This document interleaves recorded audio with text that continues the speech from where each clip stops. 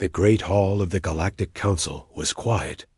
Hundreds of alien beings sat in their floating chairs, waiting. The air smelled of strange spices and metal.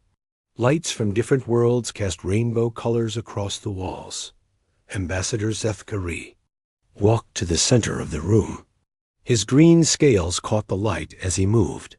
The old reptile had traveled far to be here today. He carried a small device in his clawed hands.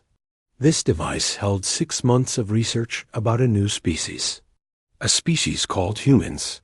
Fellow council members, Zethkari began, his voice echoing in the vast chamber. I come before you with an urgent warning. We have made contact with a species from a world they call Earth. They call themselves humans. We must be very careful with these beings. A few aliens shifted in their seats. Some looked bored. The Hive Collective's crystal speaker made soft chiming sounds like laughter. Zethkari pressed a button on his device. A large image appeared in the air above him. It showed a blue and green planet with white clouds. Earth looked peaceful and beautiful. This is their world, he said. It seems quiet, but do not let this fool you. I have spent months studying. These humans, they are unlike any species we have ever met. Lord Vexenal of the Altarian Empire leaned forward in his golden chair. His purple skin gleamed with expensive oils. Old reptile, you worry too much. We have seen the reports. These humans barely have space travel. They fight among themselves. What threat could they possibly be? Zethkari's eyes narrowed. That is exactly what makes them dangerous, Lord Vexenal. They fight constantly, yet they also work together when needed. They adapt faster than any species should be able to. The image changed. Now it showed human cities, human wars, human art, and human science. The aliens in the hall watched with mild interest. Look at their history, Zethkari continued. In just a few thousand years, they went from living in caves to flying in space. They survived ice ages, plagues, and countless wars. Each time they faced extinction, they found a way to survive and grow stronger. The synthetic collective's voice spoke through speakers around the room. It sounded like many computers talking at once. Processing complete. Threat assessment minimal. Humans show typical organic limitations. Recommendation: standard integration protocols. Zethkari's tail lashed behind him, a sign of frustration. You do not understand. I watched them for months. A human ship called the Horizon visited our space. I met their captain, Jack Morrison. This human looked me in the eye and spoke as an equal, not as a lesser being seeking our approval. More aliens began to pay attention. In galactic society, newer species always showed proper respect to older ones. It was the way things worked. Their ship was small and simple, Zethkari said, but the crew worked together perfectly. When they met us, they were curious, not afraid. When we tried to test them with difficult questions, they answered honestly. When we showed them our technology, they asked how it worked instead of begging for it. The image changed again. This time it showed Captain Jack Morrison and his crew. Jack was a tall man with short brown hair and steady blue eyes. Beside him stood Dr. Lisa Park, a woman with black hair and intelligent dark eyes. She smiled as she examined alien plants. Lieutenant Commander Rick Hayes, a serious man with red hair, watched everything carefully. The woman, Dr. Park, spent hours talking to our scientists, Zethkari explained. She asked thousands of questions. She wanted to understand everything about our biology, our culture, our history. But she also shared freely from her own knowledge. She treated our greatest minds as equals. And the warrior Hayes, Zethkari continued, he studied our security systems with the eyes of a professional, not to attack, but to understand. When I asked him about human military thinking, He said something that chilled me. He said, "We have learned that any weapon can be defended against, and any defense can be broken. The key is to never stop learning." Lord Vexenal laughed, a sound like silver bells. "You fear children playing with toys, old one. Our weakest patrol ship could destroy their entire fleet." "That is exactly my point," Sethkari hissed. "You think in terms of current strength. Humans think in terms of growth and adaptation. Captain Morrison told me about their history. They have a saying, 'Necessity is the mother of invention.' When they need something, they create it. When they face a problem, they solve it. When they encounter an enemy, they find a way to win." The hall grew quieter. Some aliens began to look thoughtful. Sethkari activated another image. This one showed human soldiers from different time periods. Ancient warriors with swords, soldiers with rifles, pilots in flying machines, and astronauts in spacesuits. "Look at how they wage war," he said. "They do not just fight with strength. They use tricks, tools, teamwork, and technology. They fight in ways their enemies do not expect. They turn their weaknesses into strengths. They make weapons from anything they can find. But more importantly," Sethkari's voice grew urgent, "they do not give up. Ever. I studied their wars. Sometimes they fight for years, even when they seem beaten. Sometimes they fight when everyone says they cannot win. And sometimes they do win." The Hive Collective's crystals chimed again. Data suggests exaggeration.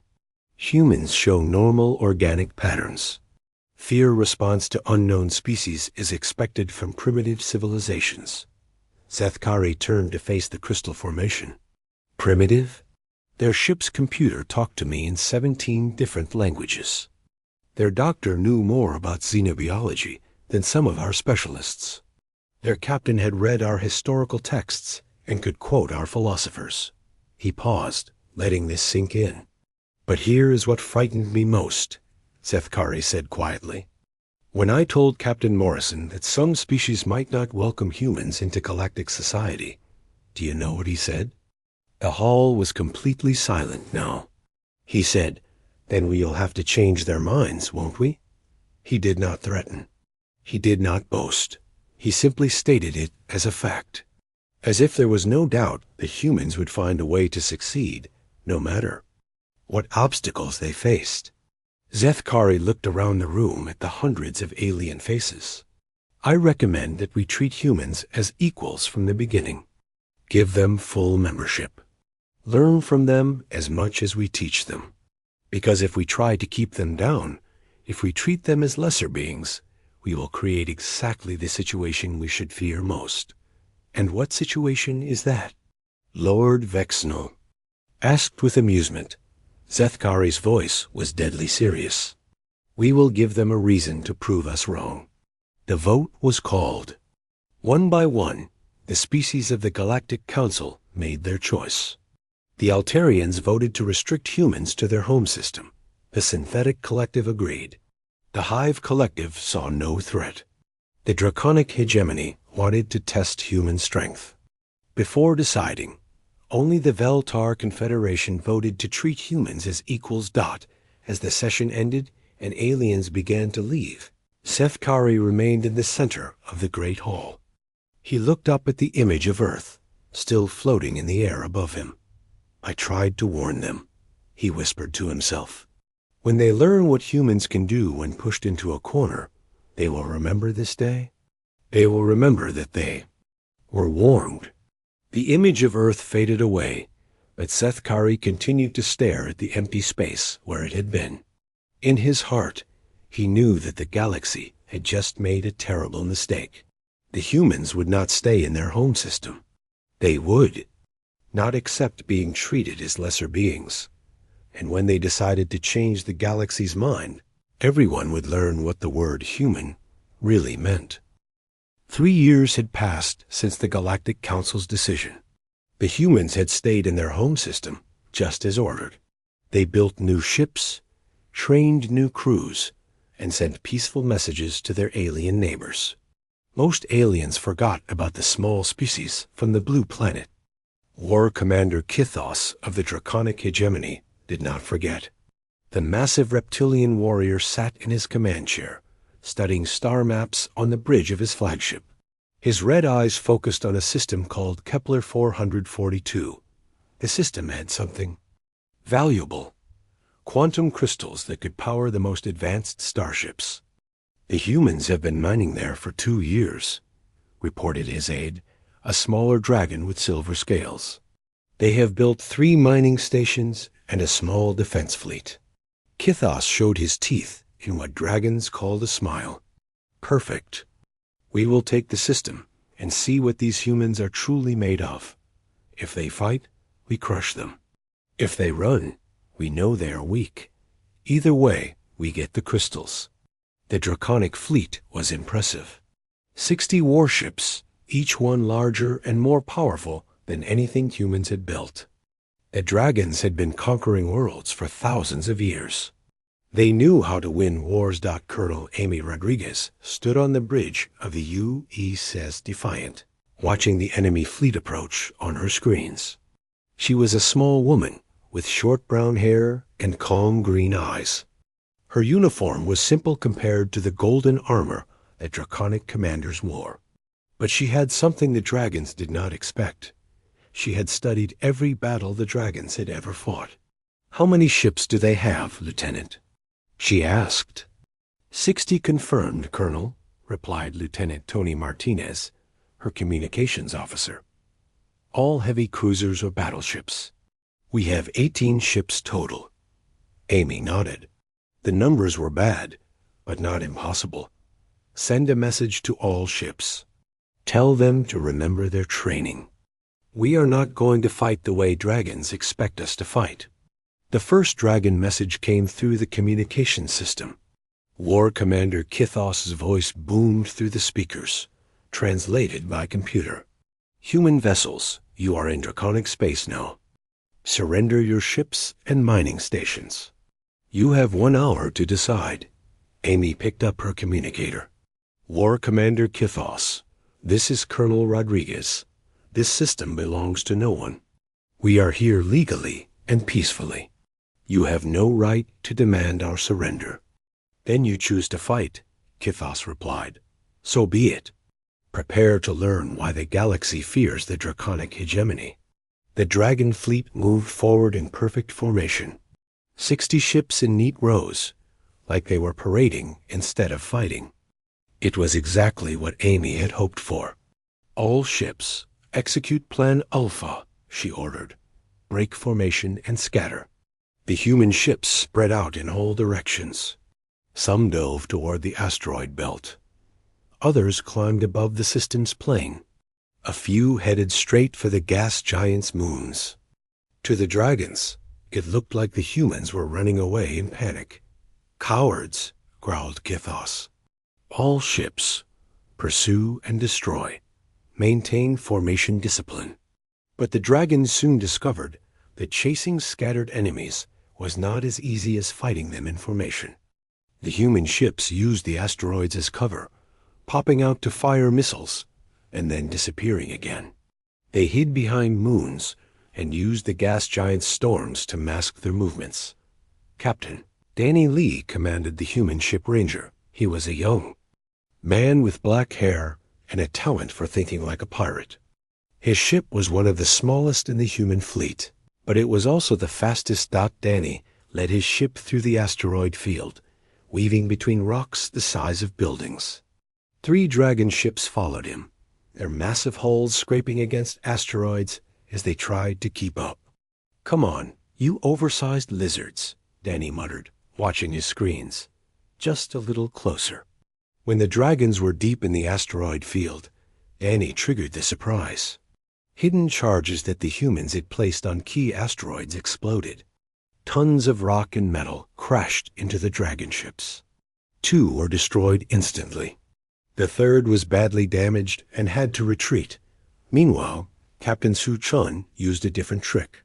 Her ship, the Guardian, pretended to be crippled near one of the gas giant's moons. When dragon ships came to capture her, they found that the crippled ship was actually fine. Worse, Sue had hidden 3 other human ships behind the moon. The dragons expected humans to fight with honor, ship against ship. Instead, they found themselves fighting an enemy that used ambushes, traps, and tricks. It was not the kind of war they understood. Dr. Ben Carter, the human diplomat, sent messages to the Dragon Fleet every day. War Commander Kithos, we can end this fighting. Let us talk about sharing the system's resources. Kithos ignored these messages. In dragon culture, you did not negotiate during battle. You fought until someone won. The idea that humans could fight and talk at the same time confused him, but the fighting was not going as planned. After 2 weeks, the dragons had lost 15 ships. The humans had lost only 3. Worse, the human ships seemed to be getting better at fighting, while the dragon ships were running low on supplies. How are they doing this? Kithos demanded, studying battle reports. They are weaker than us. Their ships are smaller. Their weapons are less powerful. His aide looked nervous. Commander, our pilots report that the humans fight in ways we have never seen. They attack from multiple directions. They use the environment as a weapon. They sacrifice their own ships to damage ours. This last point bothered Kithos the most. Dragons valued their ships and their lives. They fought to win, but they also fought to survive. Humans seemed willing to die to achieve their goals. This was disturbing. The human ship Valor, commanded by Captain Pete Wilson, had proved this point dramatically. When surrounded by 5 dragon ships, Pete had ordered his crew to evacuate to escape pods. Then he had crashed his ship into the largest dragon vessel, destroying both ships, but allowing the escape pods to reach safety. They fight like madmen, whispered dragon pilots to each other. They show no fear of death. Amy Rodriguez knew that her ships could not keep fighting forever, but she also knew that time was on her side. Every day the dragons stayed in the system, they used up supplies. Every day they fought, they lost ships they could not easily replace. More importantly, every day sent a message to the rest of the galaxy. Humans would not give up their rightful claims. Humans would fight for what was theirs. On the 21st day of the battle, something unexpected happened. A new fleet appeared at the edge of the system. But these were not dragon ships or human ships. They were Veltar vessels, led by Ambassador Zethkari. "This is Ambassador Zethkari to all ships," came the transmission. "I am here as a neutral observer to witness this conflict. Both sides should know that the galaxy is watching." War Commander Kithos felt a chill. If the galaxy was watching, then the dragon's reputation was at stake. They were supposed to be unstoppable conquerors. Instead, they were struggling to defeat a handful of human ships. Amy Rodriguez saw her chance. "War Commander Kithos, we have both proven our courage. Your ships are brave and strong. Our ships are determined and clever. Perhaps we can find a way to end this that honors both our peoples." For the first time, Kithos considered retreat. His fleet was battered, his supplies were low, and the humans showed no signs of giving up. If anything, they seemed to be enjoying the fight. "Very well, human," he finally replied. "We will withdraw from this system. But do not think this means you have won. The draconic hegemony remembers its enemies. And we remember our friends," Amy replied. "If you ever want to trade instead of fight, we will listen." The Dragon Fleet left the Kepler 442 system. They had started with 60 ships and 45 returned home. The humans had started with 18 ships and finished with 15. But numbers did not tell the whole story. The dragons had expected an easy victory and found a brutal fight. The humans had expected a brutal fight and found they could win it. News of the battle spread quickly through galactic communication networks. Most aliens dismissed it as dragon incompetence. But some, like Zethkari, saw it differently. The humans fought exactly as I predicted, the old reptile told his government. They used intelligence instead of strength. They adapted to their enemies' tactics.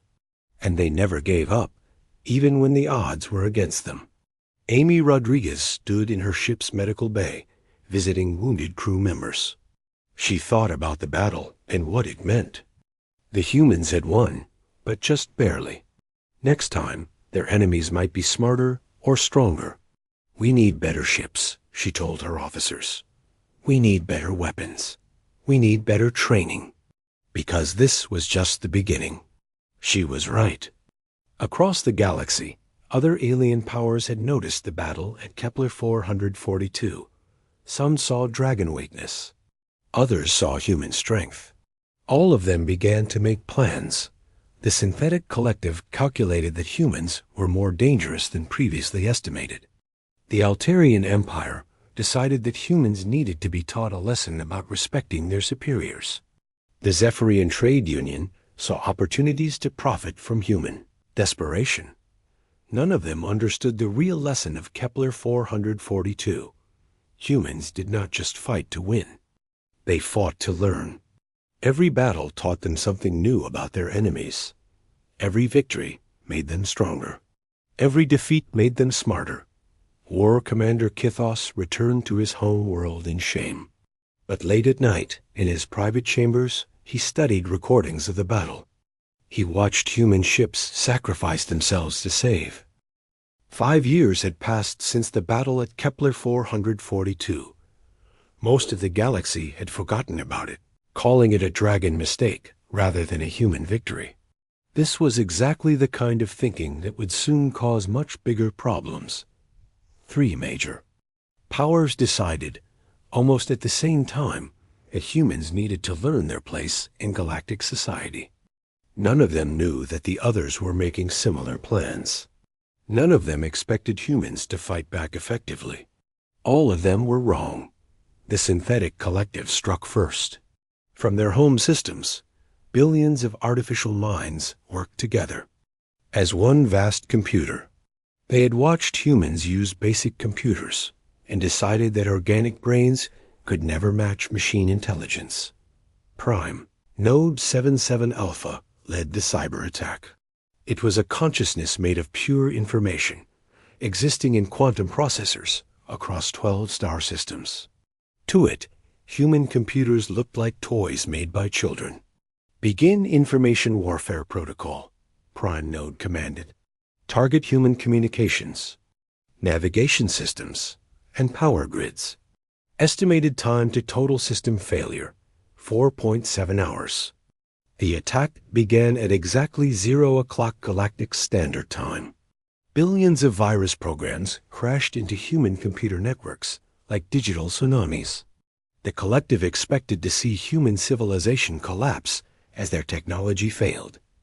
Instead, something impossible happened.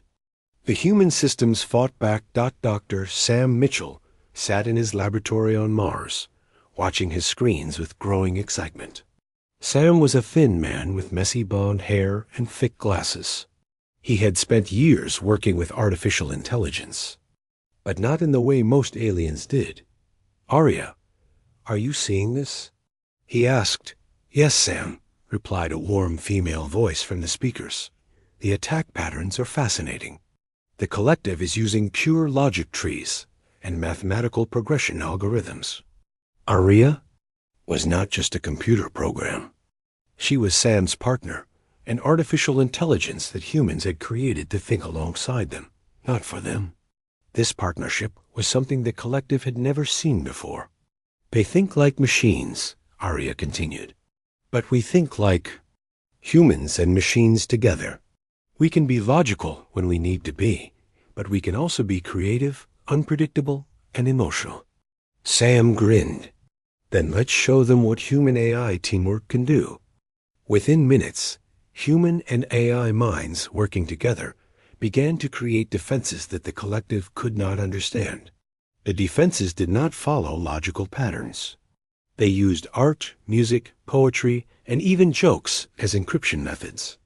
They evolved and changed faster than any purely logical system could adapt to. More importantly, the human AI teams began to trace the attacks back to their source.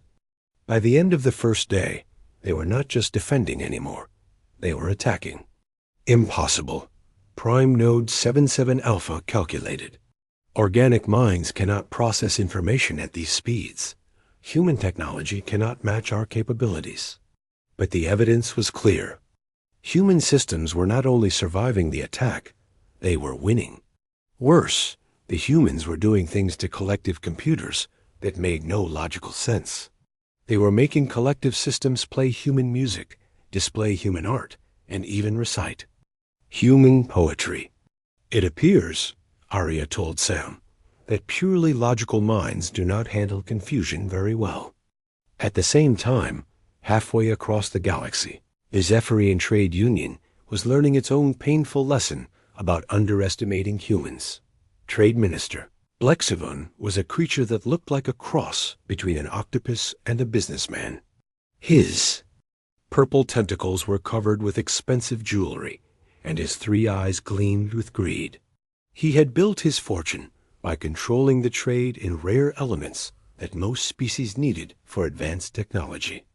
Cut off all shipments to human space. He ordered his subordinates.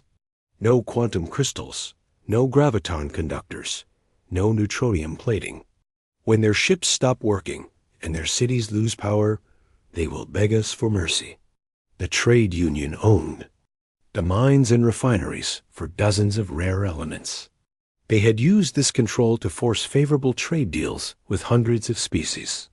Humans, they believed, would be no different. Engineer Kate Thompson stood in her workshop on Europa, looking at a pile of broken alien technology. Kate was a tall woman with red hair tied back in a practical ponytail. Her hands were stained with oil, and her overalls were covered with tool marks. "So they think we need their fancy materials," she muttered. "Let's see about that." Kate had spent months studying alien technology, taking apart every piece of equipment humans had bought or traded for. She understood how it worked, but more importantly, she understood how to make it work differently.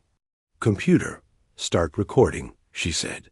"Engineering log, day 1 of Operation Make Do. The trade union has cut off our supply of rare elements. They think this will force us to accept their terms. They clearly have not studied human history." Over the following weeks, Kate led teams of engineers and scientists in a desperate race to find alternatives.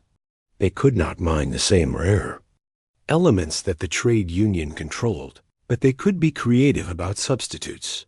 Where the aliens used quantum crystals, humans learned to use networks of smaller, common crystals working together.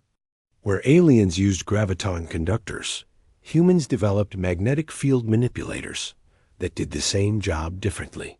Where aliens used neutronium plating, humans created layered composites that were lighter and stronger. But Kate's real breakthrough came when she realized that humans did not need to copy alien technology. They could improve on it. "The problem with having everything you need," she told her team, "is that you never learn to be creative. The trade union has had the same technology for thousands of years because it works. But works, and works well, are two different things." Soon, human ships were not just matching alien performance with substitute materials. They were exceeding it. Human engines were more efficient. Human armor was more flexible. Human weapons were more accurate. Captain Danny Lee, the same pilot who had fought at Kepler 442, was now commanding a new ship called the Innovation. It was built entirely with human-made substitutes for alien materials, but it could outfly anything. The trade union had.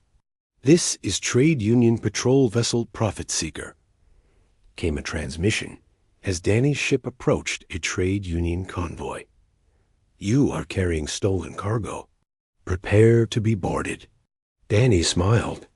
The stolen cargo was actually medical supplies for a human colony, but the trade union claimed that any trade not conducted through their monopoly was theft. Profit Seeker This is Captain Lee of the Innovation. We are conducting legal trade in neutral space. You have no authority here. We have the authority of superior firepower, human. Maybe you used to, Danny replied. The trade union ship was larger and supposedly more powerful than the Innovation. But it was also slower, less maneuverable, and predictable. When the fight began, Danny's ship danced around the alien vessel like a fighter facing a tank. Within an hour, the Prophet Seeker was drifting powerless in space. Its crew was safe but humiliated. Worse for the trade union. Recordings of the battle spread quickly through galactic communication networks. The message was clear. Humans no longer needed trade union materials to build effective ships. But the most serious conflict was happening in the Altarian Empire, where Admiral Render was learning that superior technology meant nothing without superior tactics. Admiral Render was everything an Altarian noble should be. His purple skin was unmarked by scars. His golden uniform was perfect, and his ship was the most beautiful vessel in the Imperial fleet. He had never lost a battle because he had never fought anyone who could challenge Altarian technology. The humans have been spreading their influence to systems near our border, he reported to the Emperor. They offer trade agreements and defensive pacts to species that should be under our protection. This cannot be allowed to continue. The Emperor, a being so old and powerful that few had ever seen his true form, spoke through crystalline walls that echoed his voice. Then remind them of their place, Admiral. Use whatever force is necessary. Admiral Render smiled. Force was something he understood. His fleet was the finest in the galaxy. 50 ships, equipped with plasma weapons that could melt planets and shields that could stop asteroid impacts. Admiral Steve Parker commanded the human defense fleet from his flagship, the Determination. Steve was an older man with gray hair and scars from the Kepler 442 battle. He had spent years studying every recorded space battle in galactic history, looking for patterns and weaknesses. How many ships does Render have? He asked his tactical officer. 50 confirmed, Admiral, replied Commander Lisa Hayes, a serious woman with sharp brown eyes. All equipped with top-tier Altarian technology. They outgun us in every category. Steve nodded calmly. Lisa, what's the one thing every Altarian battle has in common? Lisa checked her records. They always fight the same way, sir. Perfect.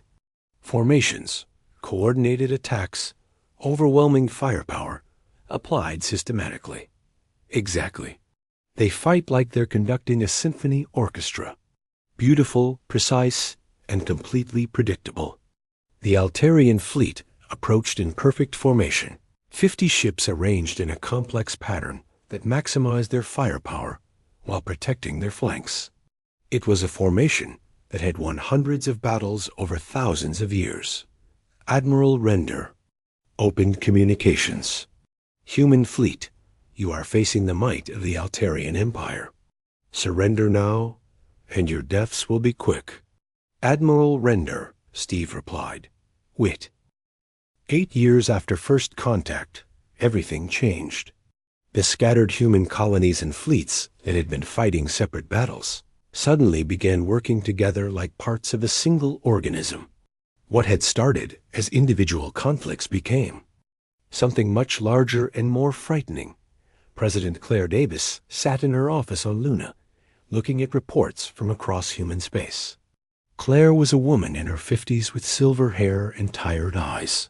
She had been elected to lead Earth's government, but now she found herself leading something much bigger. How many systems are we talking about? She asked General Mike Torres, her military advisor. 43 systems with significant human presence, Mike replied. Another 67 systems where humans have trade agreements or defense pacts with local species. The numbers keep growing every day. Claire nodded slowly. When humans had first left Earth, they had been explorers and colonists.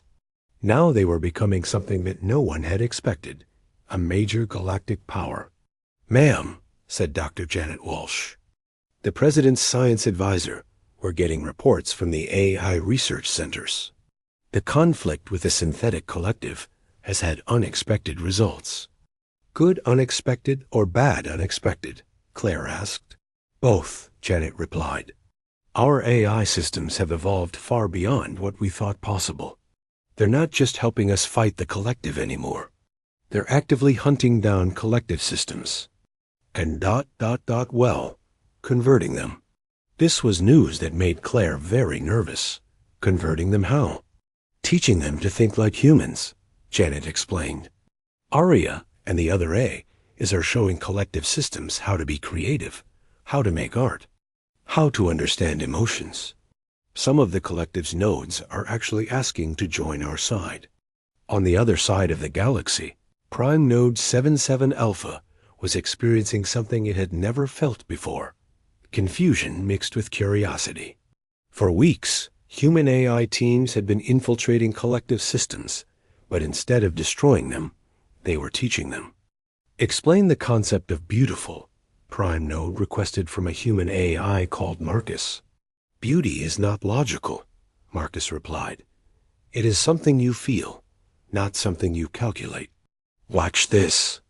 Marcus transmitted a piece of human music, a symphony that told the story of a sunrise over Earth's oceans.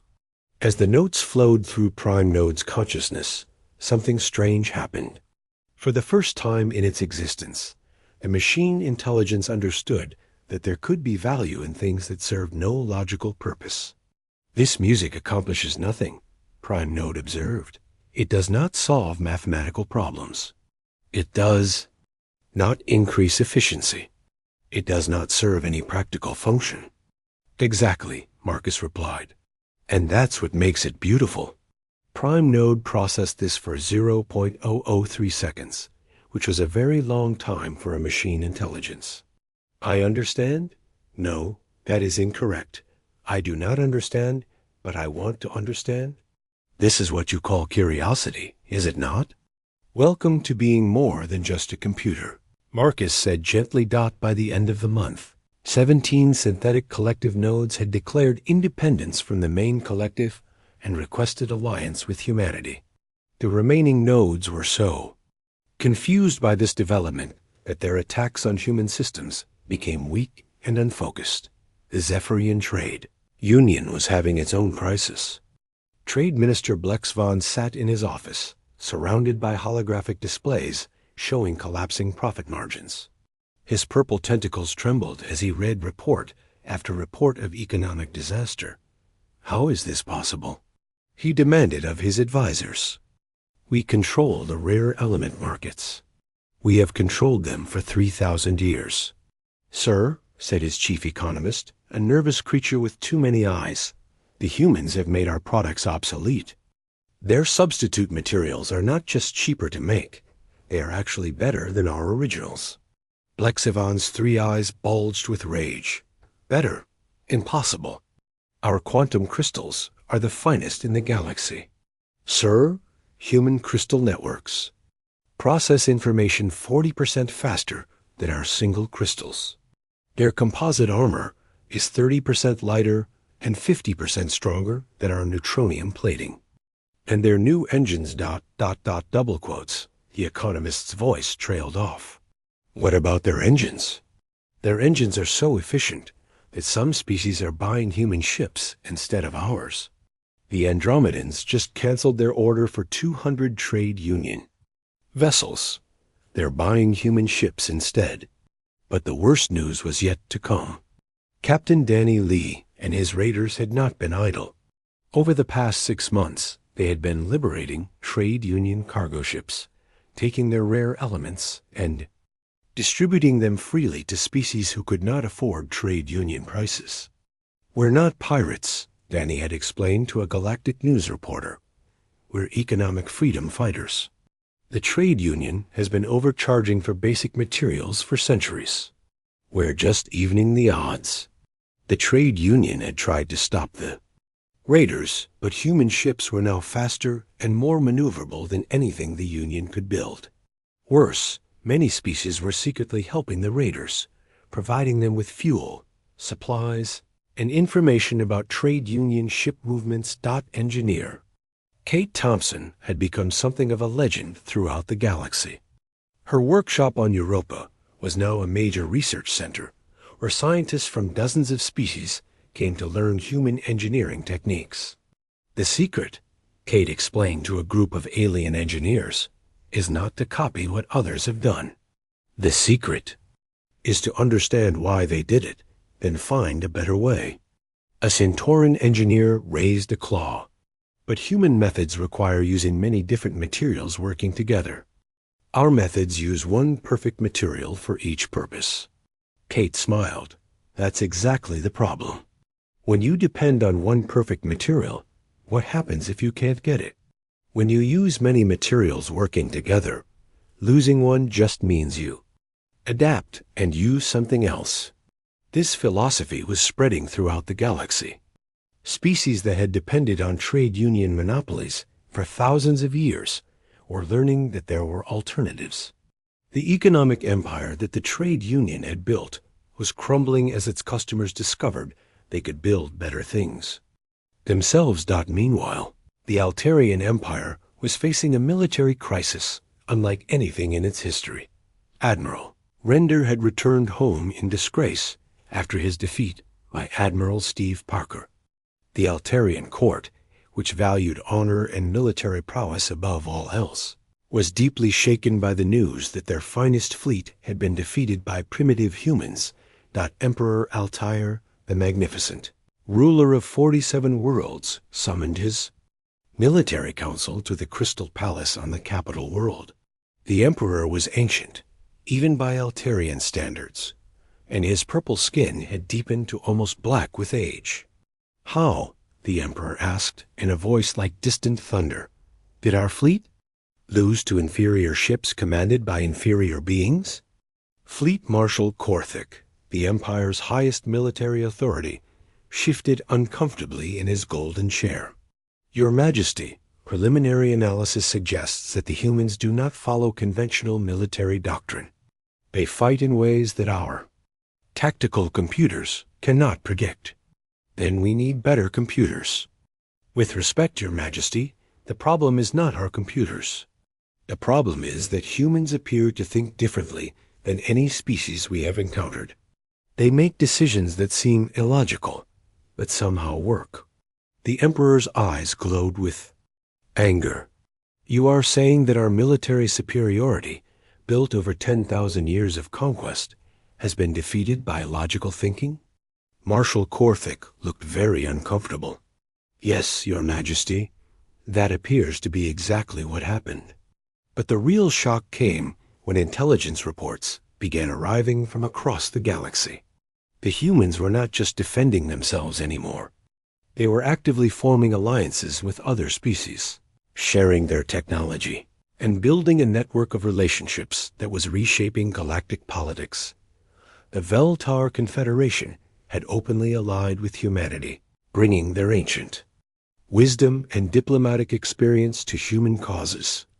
17 former synthetic collective nodes had joined the human alliance, providing advanced computing power and analytical capabilities. Dozens of smaller species, freed from trade union economic control, were trading freely with humans and adopting human technologies.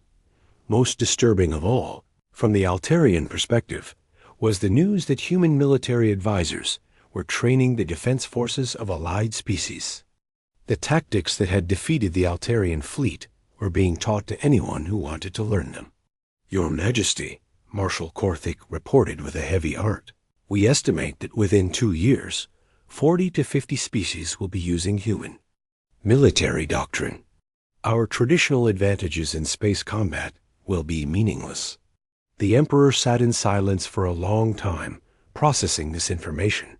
Finally, he spoke. What do the humans want? That's the strange part, Your Majesty. They don't seem to want to conquer anyone. They offer trade, technology sharing, and mutual defense agreements. They treat other species as equals, not as subjects. And the other species accept this? Yes, Your Majesty. Enthusiastically, Fleet Admiral Pete Morgan stood on the bridge of his new flagship, the Constitution, watching as yet another convoy of alien ships requested safe passage through human space. Pete was now the commander of the Human Defense Coalition, a military alliance that included ships and crews from over 30 different species. "Admiral," reported his communications officer, "we're receiving a message from the Galactic Council. They're rakes." 10 years after first contact, the Great Hall of the Galactic Council looked very different. The floating chairs were the same. The rainbow lights still cast colors across the walls. But the beings sitting in those chairs had changed. Some faces were new. Some old powers sat in smaller chairs.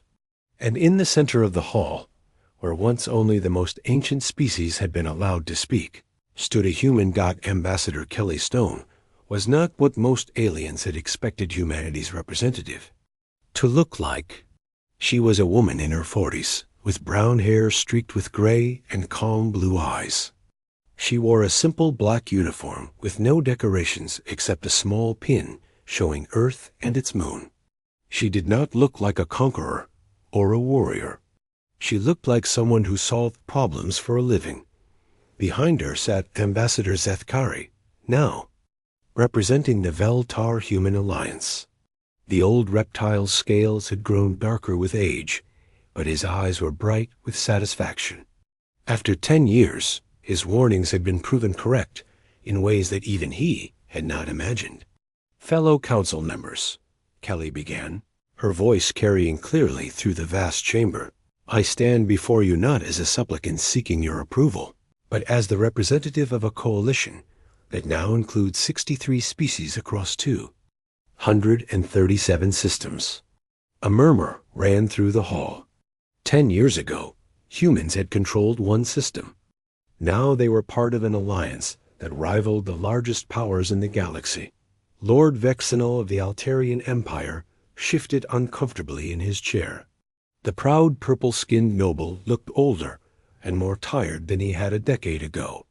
His golden uniform was still perfect, but it no longer seemed to intimidate anyone. "Ambassador Stone," he said, his voice lacking its old arrogance, "the Altarian Empire wishes to discuss terms for ending hostilities between our peoples." Kelly nodded politely. "Lord Vexenal, there are no hostilities to end. Your fleet attacked our allies and was defeated. Our allies defended themselves and won. We harbor no ill will toward the Altarian people, only toward Altarian aggression. But surely there must be some price for our misunderstanding." Kelly smiled, and it was not an unpleasant expression. "The price has already been paid, Lord Vexenal. Your empire has learned that military superiority means nothing without tactical flexibility. Your officers are studying human military doctrine because they have no choice. Your economy is adapting to a galaxy where rare materials are no longer controlled by monopolies. The price was accepting that the galaxy has changed." Prime Node 77 Alpha spoke through the crystalline speakers that the synthetic collective had always used. But the voice sounded different now. Where once it had been pure logic, now there were hints of something that almost sounded like emotion. "The synthetic collective wishes to formally apologize for our cyber attacks on human systems," the voice said. "We have learned much from our human and AI partners about the value of cooperation over conquest." Kelly turned toward the speakers. "Prime Node, 17 of your nodes have already joined our alliance. They have taught us as much as we have taught them. There is no need for apologies between friends and partners." Then the collective requests formal alliance status with the human coalition. This caused excited chatter throughout the hall. The synthetic collective had been one of the galaxy's most feared powers. If they were seeking alliance with humans, it meant the balance of power had shifted dramatically. Trade Minister Blexivan of the Zephyrian Trade Union looked like he had aged 20 years in the past too. His purple tentacles, once covered with expensive jewelry were now almost bare. His 3 eyes were dull with defeat. "Ambassador Stone," he said in a voice that shook slightly, "the trade union wishes to discuss economic cooperation agreements." "Of course, Minister Blexivon. We believe that free trade benefits everyone. We're happy to share our technologies and techniques with any species that wants to learn them." "And our previous disagreements?" Kelly's expression grew slightly cooler. "Minister, you tried to force human colonies to surrender by cutting off essential supplies. When that failed, you declared our trade ships to be pirates and ordered them destroyed. We defended ourselves and our allies. If you want cooperation now, you need to demonstrate that you understand the difference between trade and extortion." The trade minister's tentacles writhed with embarrassment. The economic empire his people had built over centuries was crumbling. Species across the galaxy were learning to make their own materials using human techniques. The trade union's monopolies were becoming worthless. But the real shock came when a new voice spoke from the shadows at the back of the hall. It was a voice that made even the ancient council members sit up in fear. The Void Dwellers wished to address the council. A collective gasp ran through the hall. The Void Dwellers were the most mysterious and feared species in the galaxy. They lived in the dark spaces between stars and rarely communicated with anyone. When they did speak, it usually meant that something very important was about to happen. A figure emerged from the shadows. It was tall and thin, wrapped in what looked like pieces of space itself. Stars seemed to move within its cloak, and its face was hidden behind a mask that reflected the emptiness between galaxies. "For 3,000 years, the Void Dweller said, its voice echoing strangely, "we have watched the younger species play their games of conquest and control. We have seen empires rise and fall, always following the same patterns, always making the same mistakes." The entire hall was silent. Even the most powerful council members dared not interrupt the Void Dweller. "The humans are different," the being continued. "When faced with superior force, they adapt. When faced with impossible odds, they innovate. When faced with enemies, they seek to understand them. When faced with problems, they find solutions." The Void Dweller turned toward Kelly, and she could feel ancient eyes studying her from behind that dark mask. "We have observed your species for 10 years, Kelly Stone of Earth. We have watched you fight 3 major powers simultaneously, and turn them into allies. We have watched you share your knowledge freely instead of hoarding it. We have watched you treat other species as equals instead of subjects or tools." Kelly felt her heart racing, but she kept her voice steady. "We have always believed that cooperation leads to better outcomes than conquest. Indeed, this is why the Void Dwellers have decided to offer humanity and its allies access to technologies that we have never shared with others." The hall erupted in shocked voices. Void Dweller technology was legendary. It was said to be thousands of years ahead of anything the Council species possessed. The Void Dweller raised a hand, and silence returned immediately. "But we offer this gift with a warning," the being continued. "Power without wisdom leads to tyranny. Technology without morality leads to destruction. We give you these tools because we believe you will use them to build, not to destroy. Prove us right." Kelly bowed respectfully. "We are honored by your trust. We will not disappoint you." As the Void Dweller faded back into the shadows, the reality of what had just happened sank in. Humanity and its allies had just been given access to the most advanced technology in the galaxy. They were no longer just another power among many. They were potentially the most advanced civilization the galaxy had ever seen. War Commander Kithos of the Draconic Hegemony stood slowly. The massive reptilian warrior looked older and wiser than he had 10 years ago. His red eyes held respect instead of arrogance. The Draconic Hegemony wishes to formally acknowledge human sovereignty over all systems currently under human protection. He said, "We also request permission to establish diplomatic and trade relations with the human coalition." Kelly nodded. "The coalition welcomes peaceful relations with all species, Commander Kithos. We remember that the dragon people are brave warriors. We hope they will consider becoming allies in building a better galaxy." One by one, the major powers of the galaxy stood and acknowledged the new reality. Some, like the Veltar, had been part of it from the beginning. Others, like the Altarians, accepted it reluctantly. A few, like the Trade Union, had no choice but to adapt or become irrelevant. As the session continued, Kelly found herself thinking about how much had changed since Ambassador Zithkari had first warned the Council about humans. Back then, the galaxy had been ruled by fear, tradition, and the assumption that things would never really change. Now, species across the galaxy were learning human languages, studying human history, and adopting human ideas about cooperation, innovation, and equality. The old order of ancient species, ruling over younger ones, was giving way to something new. A galaxy where ideas mattered more than age, where innovation was valued more than tradition, and where different ways of thinking were seen as strengths rather than threats. The formal session ended with the signing of the Galactic Cooperation Accords, a document that restructured the Council to give equal representation to all species, regardless of how long they had been spacefaring. Trade would be free and fair, with no monopolies allowed. Military conflicts would be resolved through negotiation and, if necessary, collective action against aggressors. As the various delegates filed out of the hall, Zefkari approached Kelly. "You have done something remarkable," the old reptile said. "When I first warned this council about humans, I feared you would become conquerors. Instead,